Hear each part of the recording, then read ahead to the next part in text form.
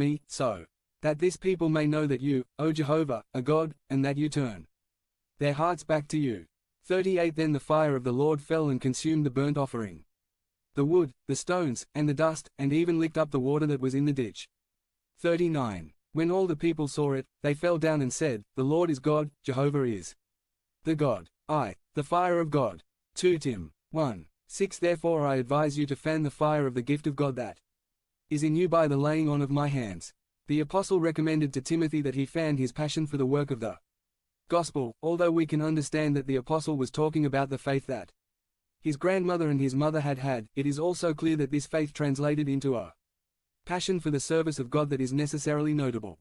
The fire of God is the presence of God manifested in action, to burn, consume, raise and operate transformations, when it raises a pleasant smell before God and not as a disordered passion and outside the biblical context.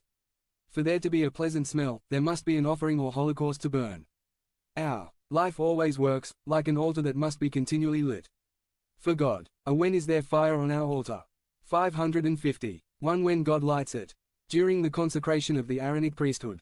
At the close of the rituals and ceremonies specified by God, he himself lights the fire on the altar by consuming the offerings on the Lev. 9:24 And fire came out from before the Lord, and consumed the burnt offering with the fat on the altar, and when all the people saw it, they praised, and fell on their faces. The tabernacle as it is, represents Christ, but each one of us is a temple of the Holy Spirit. 1 Co.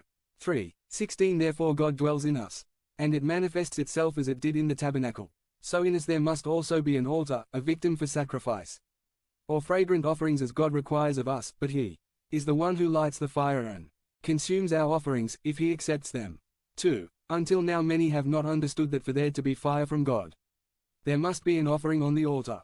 1 Kings 18:33 Then he prepared the wood, and cut the ox into pieces, and placed it on the wood. They desire to see the manifestation of God on their behalf, but there is no offering on their altar, and in some there is not even an altar. There is no passion for God and his word, there is no faith, nor obedience.